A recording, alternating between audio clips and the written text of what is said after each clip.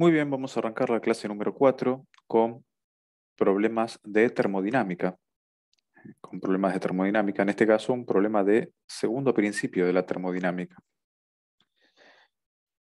¿Qué nos dice el segundo principio? Que toda máquina térmica funciona porque tiene una fuente caliente y una fuente fría. ¿Sí? Una fuente de temperatura caliente, ¿sí? Una temperatura alta y una fuente de temperatura menor. Siempre suele hacerse un esquema al respecto aquí, donde representamos la fuente caliente y la fuente fría. Y por supuesto que aquí representamos la máquina térmica, ¿no? Aquí tenemos que la fuente caliente le entrega energía en forma de calor a la máquina térmica y la máquina térmica le entrega energía en forma de calor también a la fuente fría, ¿no? Aquí tendremos T sub 1 como la fuente caliente y T sub 2 como la fuente fría. Una cantidad de calor Q sub 1, una cantidad de calor Q sub 2 y la diferencia entre estas dos cantidades de calor será el trabajo que pueda llegar a realizar la máquina térmica.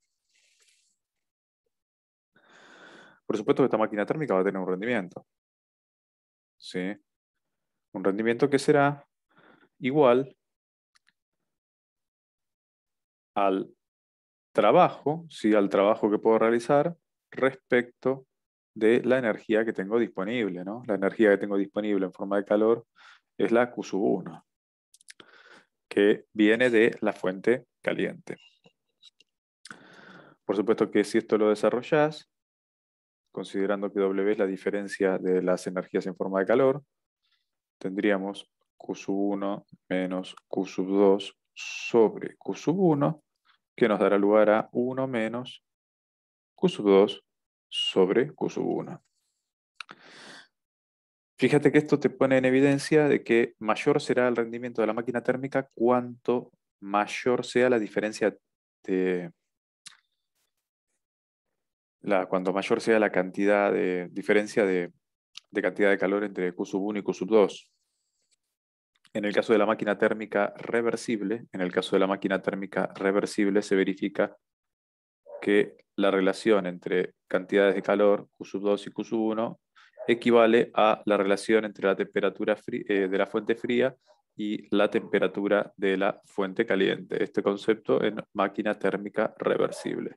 Es una buena aproximación en el caso de que no sea reversible, ¿no? En el caso de que no sea reversible cambia un poquito, pero uno puede pensar en buena aproximación para lo conceptual. Fíjate, lo conceptual que sería que eh, mayor será el rendimiento de la máquina térmica cuanto mayor sea la diferencia de temperaturas entre la fuente caliente y la fuente fría.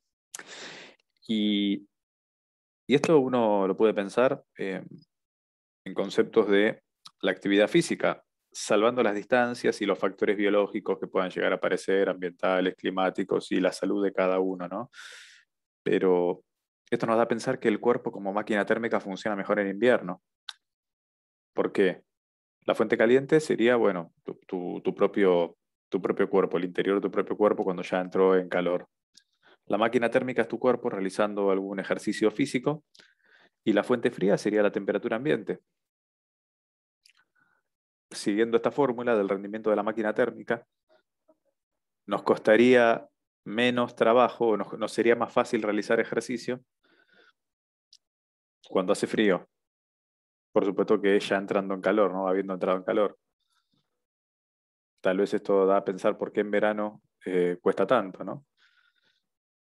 Pero bueno, hay muchas variables a considerar al respecto. La cuestión es que el cuerpo como máquina térmica funcionaría mejor en invierno, porque la temperatura ambiente es menor. Entonces hay mayor diferencia de temperatura entre T sub 2 y T sub 1. Bien, bueno, volviendo a lo relevante. A ver, ¿cómo podemos trabajar este enunciado, ¿no? El problema que tenemos, fíjate, nos dice el rendimiento de un motor de Carnot que funciona entre una fuente caliente con un valor de temperatura dato, 240 grados Celsius, y una fuente fría a la temperatura T sub F, que será, bueno, T sub 2, T sub F, ¿no? Dice que el rendimiento es del 20%, o sea que, bueno, aquí lo afectamos por unidad, será 0,2, ¿no? Calcule el trabajo que hace dicho motor por cada 39 kJ que cede a la fuente fría. O sea que los 39 kJ serían estos.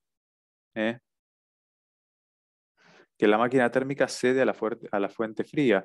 Y bueno, y también tendríamos que determinar la temperatura, ¿no? La temperatura de la fuente fría. O sea, las cosas que tendremos que determinar serán W, ¿sí? Que es el trabajo que realiza la máquina térmica, y la temperatura de la fuente fría, el T sub 2. Vamos a trabajar un poquitito a ver qué podemos sacar de bueno de todo esto. Fíjate que si nos remitimos a la primera de las fórmulas, nosotros tenemos 1 menos Q sub 2 sobre Q sub 1. Entonces, de algún modo aquí podemos saber que la relación entre Q sub 2 y Q sub 1 es 0,8. ¿Por qué? Porque 1 menos 0,8 es 0,2. De este modo podremos determinar fácilmente Q sub 1 haciendo la relación 39 dividido 0,8. Esto en kilojoule. Si no metimos la pata en ningún lado, verifica las cuentas, por favor. El valor de Q sub 1 será entonces, vamos a hacer la cuenta, es 48,75.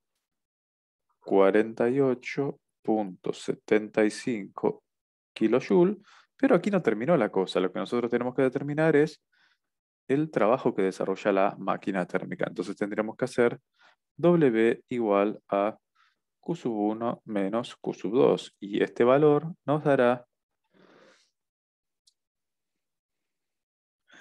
9,75 kilojoule. Este valor nos dará 9,75 kilojoule. Y ahí tenemos una de las consignas de nuestro enunciado.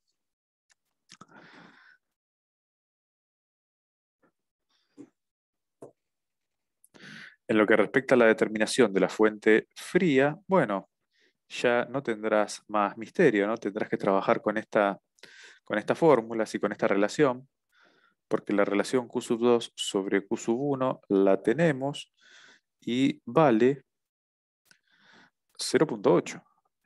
Vale 0,8. ¿Cuál es el cuidado que tenés que tener en todo esto? Vamos a seguirlo acá arriba.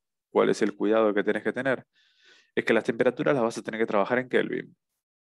Las temperaturas las tenés que trabajar en Kelvin, ¿sí? Para que esta relación sea válida.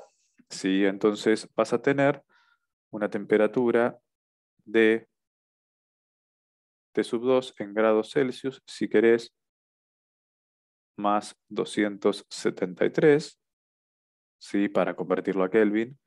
Y abajo tendrás, bueno, el valor que tenías, 240 grados Celsius, más 273 para llevarlo a Kelvin, ¿no? Esta relación es Q sub 2 sobre Q sub 1, o sea, 0,8. Con esta información podrás determinar la temperatura de la fuente fría en grados Celsius. Vamos a hacer la cuenta a ver cuánto nos da.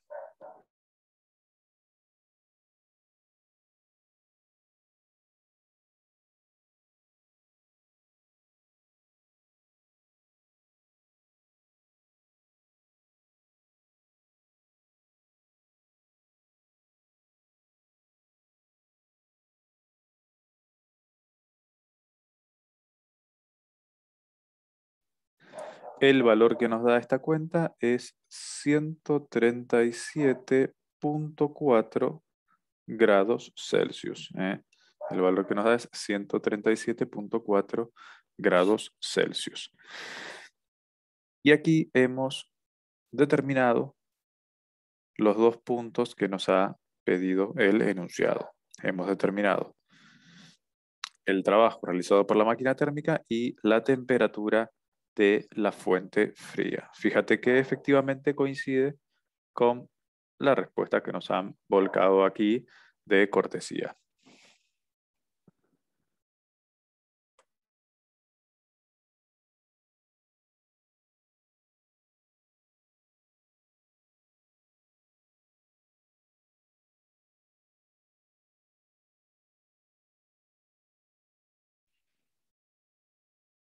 Vamos con otro, con alguno de transferencia de calor. Este es transferencia de calor por conducción, porque es entre sólidos. Sí. Fíjate, la pared de una cámara frigorífica tiene un espesor de 21 centímetros, ¿sí?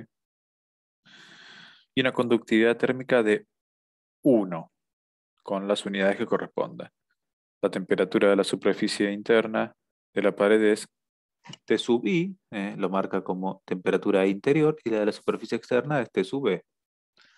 Sobre la superficie externa se agrega una capa de material aislante de espesor X y conductividad, bueno, si querés le ponemos lambda sub 2. O bueno, le podemos decir, ahora este es lambda de la pared, que podría ser lambda 1, y este es lambda del aislante, que podría ser lambda 2, ¿no? Es cuestión de ponerse de acuerdo nomás.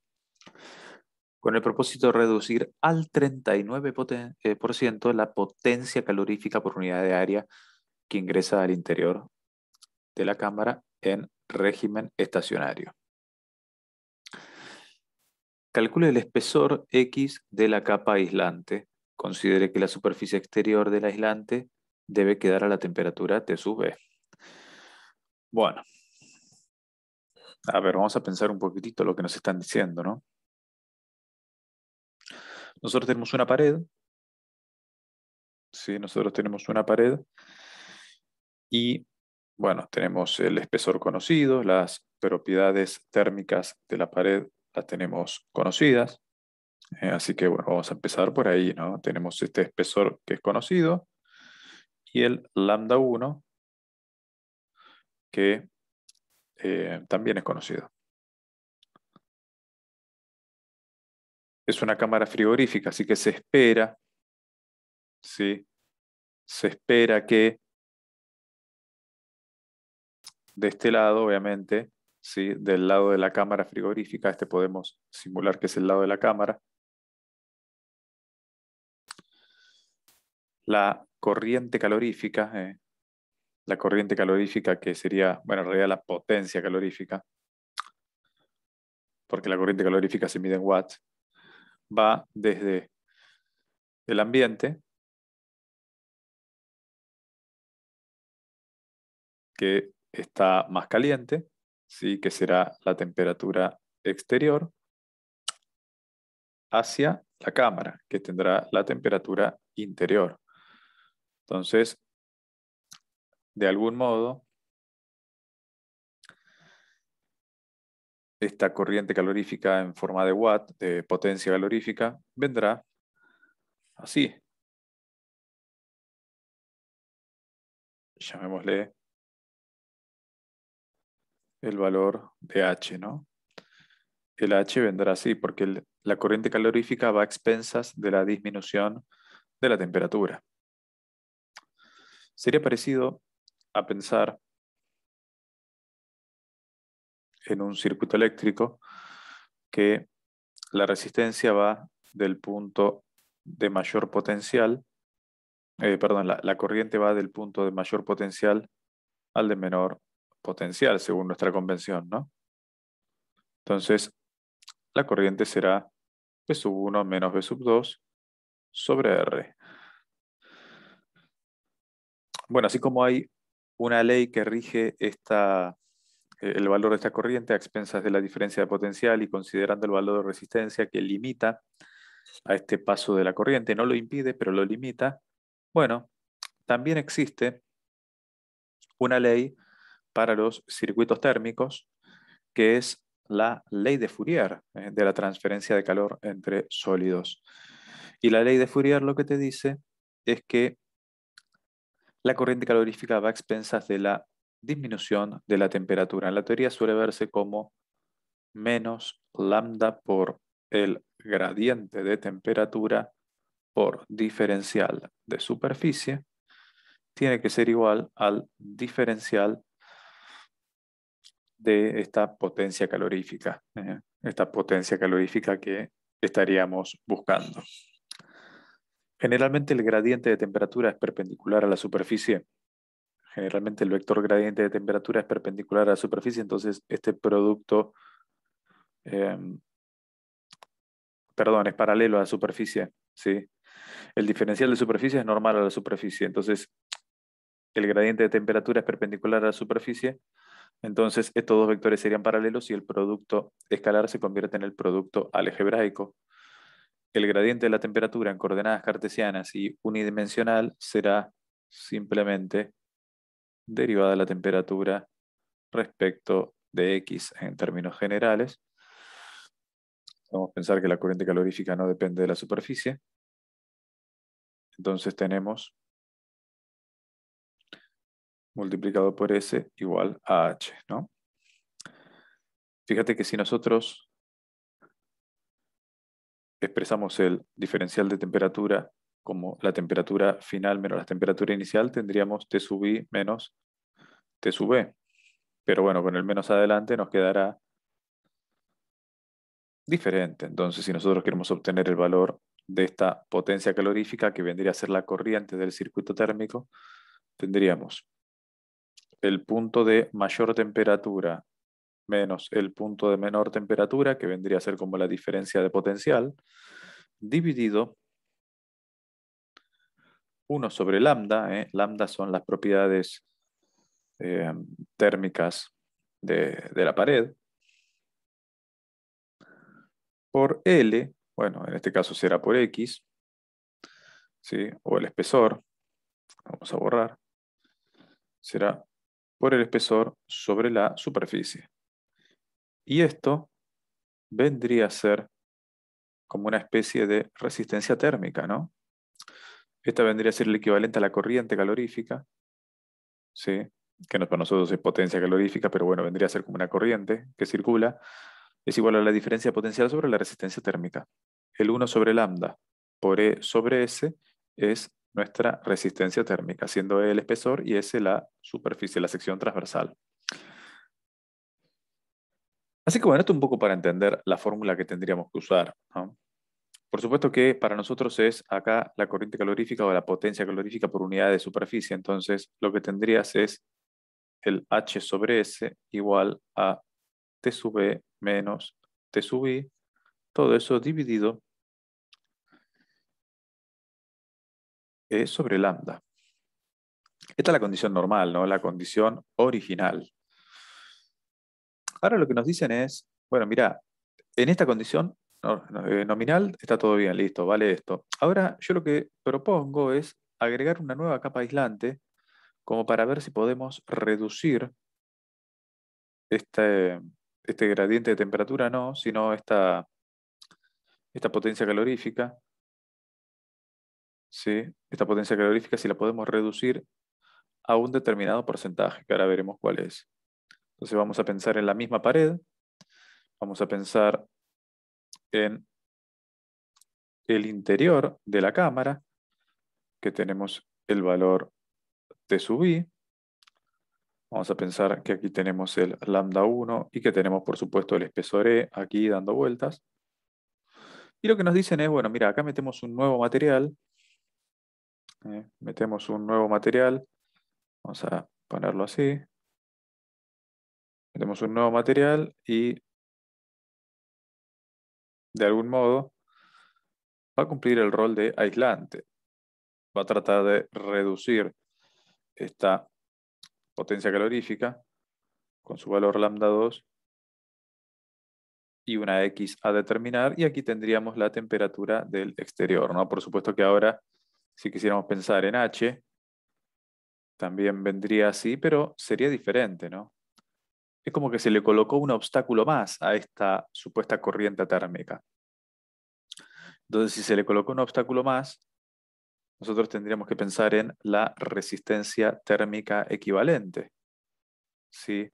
Si la resistencia térmica es 1 sobre lambda por E sobre S, Bueno, la resistencia térmica equivalente cuando hay dos paredes en serie, ¿sí? Una que es la propia pared y la otra que es la aislante, será la suma de las dos resistencias.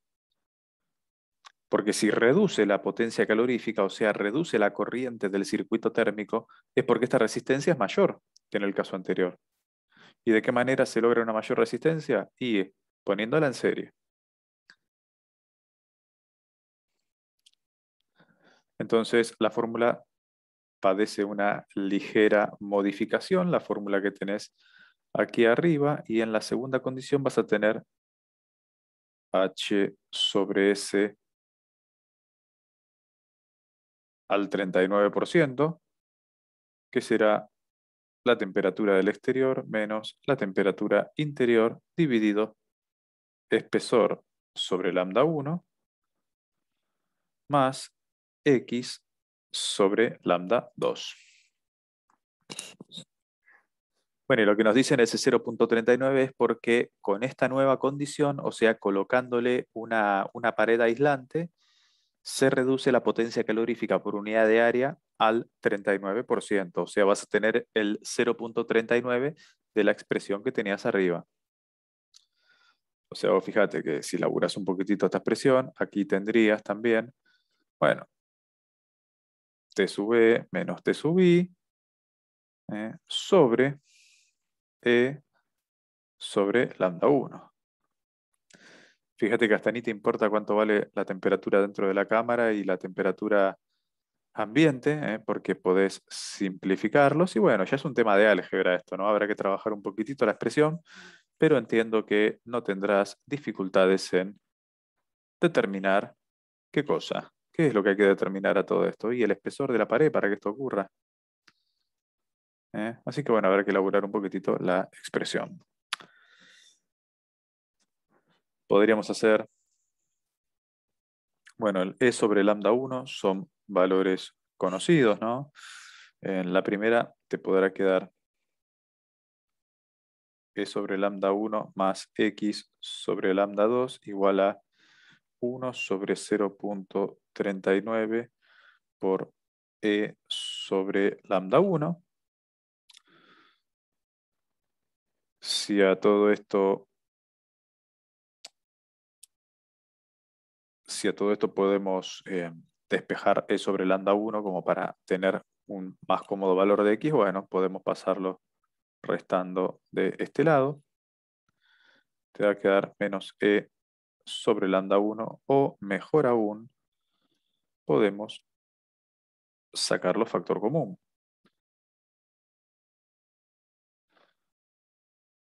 E sobre lambda 1. Y bueno, esto lo podrás trabajar sin problemas. Fíjate que todo es conocido salvo X, así que vamos a determinar el valor de X, estando el espesor en centímetros y las conductividades térmicas en las mismas unidades, por supuesto. 1 dividido 0.39 menos 1. Ahí tenemos un 1.56 ahí adentro de corchete por 21 centímetros dividido 1. Todo eso multiplicado por 5 por 10 a la menos 2. 5 por 10 a la menos 2. Si no metimos la pata en ningún lado, efectivamente, nuestra respuesta será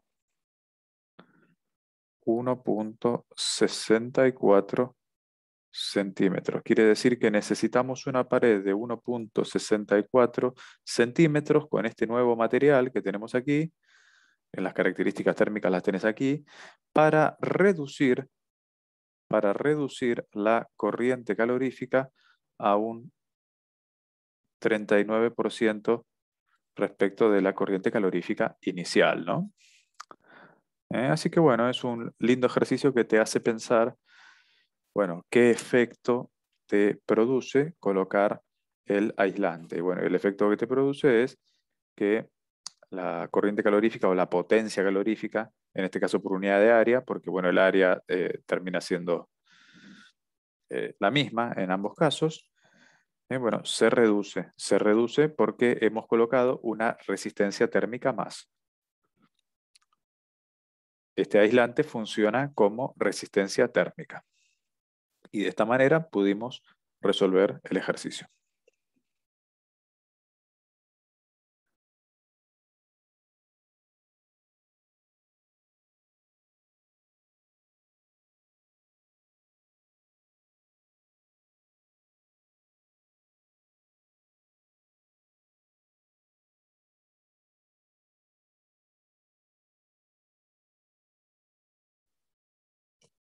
Bien, vamos con otro problema. Un problema parecido o cercano al primer principio, si se quiere, ¿no? El gráfico muestra cómo evoluciona la temperatura de una masa M de sustancia desconocida que cambia de estado isobáricamente de sólido a líquido en función de la cantidad de calor que intercambia. Determine cuál es la relación entre los calores específicos de dicha sustancia en estado sólido y en estado líquido, o sea, la relación de los calores específicos C sub S y C sub L. A ver, el proceso, sí, del primer estado al segundo estado es, bueno, sobre una isobara, entonces lo que vamos a trabajar es con el calor específico a presión constante, ¿no? La segunda ocurre en una isotérmica, en una isoterma. Fíjate que la temperatura se mantiene, la segunda transformación, que aumenta la cantidad de calor, pero se mantiene la temperatura. Y, y aquí, cuando ya se encuentra en estado líquido, ocurre en otra isobara, ocurre en una transformación isobárica. eh, bueno, ocurre una un agregado de cantidad de calor a expensas de un aumento de la temperatura. Entonces lo que tendríamos que hacer es trabajar con la expresión de la isobara, ¿no? De la transformación isobara, que tendremos delta Q, calor específico a presión constante por la masa por delta de temperatura. Esta es la expresión con la que tenemos que trabajar. Tenemos que tener cuidado porque, bueno, a ver, en un caso, en el primer caso de 0 a Q sub 1, si quisiéramos poner una referencia, bueno, entonces tendríamos que el delta Q en el primer caso es Q sub 1. Como estamos en estado sólido en la primera parte del movimiento, tendríamos el calor específico a presión constante en estado sólido por la masa por la temperatura. Tendríamos T sub 2 menos T sub 1, o sea, tendríamos que ponerle T sub 2 menos T sub 1. La segunda ocurre en una isoterma, o sea, bueno, esa no la consideramos, o sea, no podemos usar esta fórmula porque, bueno, nos daría 0. Y la tercera transformación, ya en estado líquido, ocurre de Q sub 3 a Q sub 2, o sea, el delta Q es Q sub 3 menos Q sub 2, calor específico a presión constante en estado líquido por la misma masa, ¿sí? Por T sub 3 menos T sub 2. Por supuesto que vos podés trabajar con relacionando, ¿eh? Fíjate que las cosas que no conoces son el calor específico en estado sólido, el calor específico en estado líquido, ni la masa. Pero bueno, si relacionamos, si dividimos ambas expresiones, podemos llegar a buen puerto con la relación que nos están solicitando. Lo que nos están pidiendo a nosotros es la relación del calor específico en estado sólido versus en estado líquido. Y esto, fíjate que todos estos datos están, ¿no? O todos los valores de temperatura necesarios y los valores de cantidad de calor necesarios están aquí en el enunciado. Así que lo único que nos quedará es hacer la cuenta. Vamos a hacer la cuenta con un poquitito de paciencia. ¿Sí?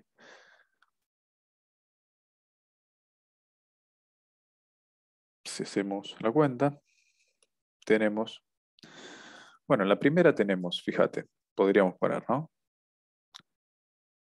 401, que es el valor de cantidad de calor, kilocalorías, o con kilocalorías te queda dimensional, dividido 885 menos 642. Esta cuenta nos da aproximadamente 1.65, o sea, esta relación nos dará 1.65, que podríamos ponerlo aquí arriba, ¿no? En el numerador. 1.65. Todo eso dividido la relación de temperaturas, ¿no? ¿Qué relación tenemos ahí en temperaturas? Tenemos 361 Kelvin menos 155 Kelvin, todo eso dividido 574 Kelvin menos 361. Si no metimos la pata en ningún lado con las cuentas, menos 361. Si hacemos esa cuenta, esto nos daría 0.96. Pero fíjate, como estamos determinando C sub S sobre C sub L, el 0.96 estaría en el denominador. Así que lo que tendríamos que hacer es esta cuenta. Si hacemos esta cuenta nos da 1.706. Es la relación entre calores específicos. Vamos a tratar de chequear el resultado dentro de lo posible. Fíjate que acá tenemos la oportunidad de verlo porque tenemos la respuesta justo en este final que alguien tan generosamente nos ha brindado. Y fíjate, bueno, la relación 1.71, ahí, bueno, hay tal vez un error de aproximación de nuestra parte, pero el resultado es 1.71. Así que efectivamente hemos dado en la tecla con la resolución del ejercicio. En análisis de transformación de la materia de estado sólido al estado líquido mediante una isobara. O en este caso, una isobara, una isoterma y otra isobara.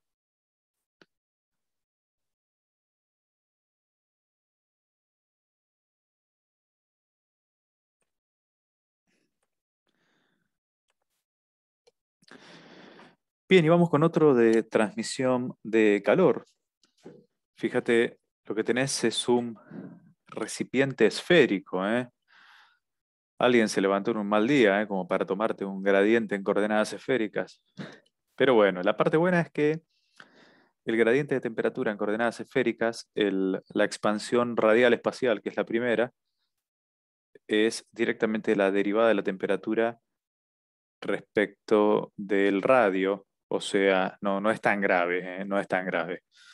Y como la esfera está completa, lo que son los ángulos azimutal y cenital, los tenés barridos por completo, así que no tendrías variación de temperatura según ellos, solamente tendrías variación de temperatura a medida que varía el radio respecto del centro. Así que bueno, esa es la buena noticia. Si uno ve un gradiente en coordenadas esféricas y por ahí se asusta, ¿no? Pero bueno, no es tan grave. A ver, tenemos un recipiente esférico cuya pared interior de radio 0.3 metros está a una temperatura mayor que la pared exterior de radio 0.4. Me quedó medio feo. Vamos a tratar de hacerlo un poco más simétrico dentro de lo posible. 0.3 y 0.4, ¿no? Es como demasiado grosera la diferencia, pero bueno, se da cuenta que están cerquita. A ver qué más. Tenemos aquí el radio interior 0.3 y radio exterior 0.4. Igual para lo que queremos mostrar es bastante útil hacer esta diferencia así. 0.3 y 0.4. La temperatura interior es mayor que la temperatura en el exterior. El sistema se encuentra en estado estacionario. En estado estacionario, eso es importante porque en estado estacionario es donde vale la ley de Fourier, el menos lambda por el gradiente de temperatura por diferencial de superficie igual al diferencial de la corriente calorífica, la cantidad de calor por unidad de tiempo, que sería la potencia calorífica. O cantidad de calor transmitida por unidad de tiempo, ¿no? Fíjate que, bueno, en términos generales, el diferencial de superficie y el diferencial de corriente calorífica o de cantidad de calor por unidad de tiempo son independientes. Son independientes, por lo que podés eliminar el diferencial y podemos trabajar con las ecuaciones en dominio escalar. En dominio escalar tendremos derivada de la temperatura respecto del radio y multiplicado por la superficie, y bueno, ahí tendrás que considerar la superficie de la esfera, que será 4pi por radio al cuadrado. Todo esto tiene que ser igual a h, que es la cantidad de calor transmitida por unidad de tiempo, desde la pared interior hacia la exterior. Si tuviéramos que graficar h, el sentido de circulación de h tendría que ser este. Bien, el sistema se encuentra en estado estacionario, así que vale la ley de Fourier. El módulo del gradiente de temperaturas en la mitad del espesor de la pared es 8 Kelvin sobre metro. O sea, el gradiente de temperatura, el derivado de la temperatura respecto de R a la mitad es 8 Kelvin sobre metro. Un dato de utilidad, porque nos está diciendo que, claro, esto, a ver, como hay una dependencia esférica ahí, hay una variación seguramente hiperbólica, habrá que verificarla, ¿no? Pero en el punto medio de la pared, ¿sí? De la pared del casquete esférico, ¿sí? Tenés 8 Kelvin sobre metro. Y el coeficiente de conductividad, bueno, el lambda, las propiedades térmicas del material, 1.5 unidades MKS. La cantidad de calor transmitida por unidad de tiempo en la pared será entonces, bueno, tendremos que averiguar. Fíjate, acá encontramos la expresión de la ley de Fourier, ¿sí? Claramente que acá nos da el gradiente de temperatura, sería la externa menos la interna, porque siempre es el temperatura 2 menos temperatura 1 sobre la distancia 2 menos la distancia 1, ¿no? Pero, de todas maneras, lo que nosotros tenemos acá es el módulo del gradiente de temperatura, así que esto estrictamente hablando, si hacemos la fórmula bien, absorbería el signo menos, ¿sí? A lo que nosotros podemos, como ya sabemos que la temperatura mayor está dentro de la esfera y la temperatura menor está afuera de la esfera, nosotros sabemos que h va a venir en este sentido. Así que, evidentemente, h será todo este valor positivo, porque el menos queda absorbido por el gradiente de temperatura que está al revés. Te va a quedar lambda, sí, que es el valor de 1.5,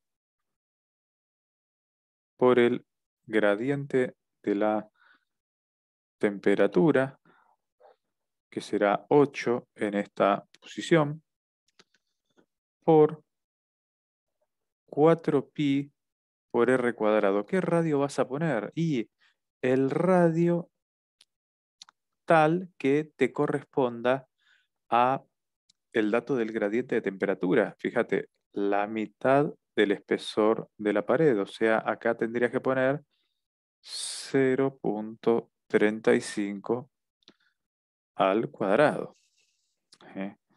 Y con esto deberíamos poder sacar el valor de h. Vos acordate que h,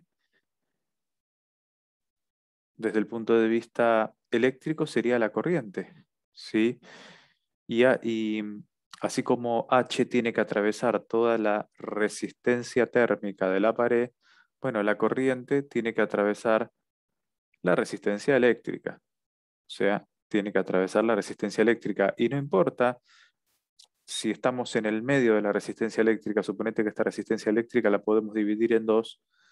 Si vos te parás, te posicionás en este punto, la corriente va a ser la misma que al comienzo o que al final.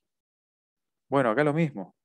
Esta potencia calorífica o cantidad de calor transmitida por unidad de tiempo, este valor H, va a ser el mismo en esta situación, en el medio o aquí a la salida, ¿sí? Entonces, como va a ser el mismo, tenemos garantías de que podemos calcularlo para el punto que nos están dando como dato y va a valer en toda la expansión radial el valor de h. ¿Sí? El valor de h va a valer en toda la expansión radial. Vamos a ver si podemos hacer la cuenta. Vamos a ver si podemos hacer la cuenta. 1.5 por 8 por 4pi por 0.35 al cuadrado. A ver si lo obtenemos. ¿Sí? Por 1.5 por 8. Bien, 1.5 por 8 por 4pi por 0.35 al cuadrado. 18.472 watts. 18.472 watts. 18.472 watts fue lo que me ha dado la cuenta. Te invito a que intentes hacerlo y que lo verifiques para que veas que lo puedes hacer vos también. Efectivamente, la respuesta coincide con lo que hemos calculado. Así que este ejercicio por ahí asusta con el hecho de que aparezca un recinto esférico y ahí tendríamos que aplicar la fórmula de la ley de Fourier en coordenadas esféricas. Tendríamos que colocar la superficie en coordenadas esféricas y el gradiente de temperatura en coordenadas esféricas. Pero bueno, la ventaja que tenemos es que no tenemos que usar toda la fórmula del gradiente porque lo único que nos importa a nosotros es la expansión radial del incremento o decremento de la temperatura. ¿Sí? Si nosotros mantenemos el radio constante, si nosotros mantenemos el radio constante en nuestro análisis, ¿no? Sí, o sea, nos posicionamos, suponete, este es el centro, nos posicionamos en este punto, o en este punto, o en este punto, o en este punto, o en este punto. ¿Sí? Acá, en esta esfera, para este radio en específico, la temperatura va a ser la misma. Quiere decir que no hay variación de temperatura en cenital o en azimutal, solamente hay variación de temperatura en radial espacial, entendiendo por radial, azimutal y cenital las variables de las coordenadas esféricas. Acá, como los ángulos están completos, porque la esfera está completa, en lo único que vas a tener variación de temperatura es en la variación radial espacial. Por lo tanto, termina siendo muy fácil el gradiente de temperatura o entender el gradiente de temperatura porque es derivada de la temperatura respecto de R nada más y no respecto de tita o de phi con las conversiones de las coordenadas esféricas. Así que no nos tendríamos que preocupar tanto, terminó siendo más simple de lo que parecía.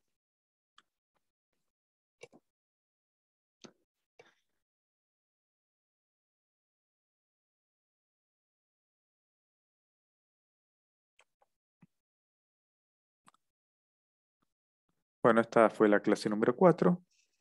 Espero que te haya gustado y nos veremos en la próxima.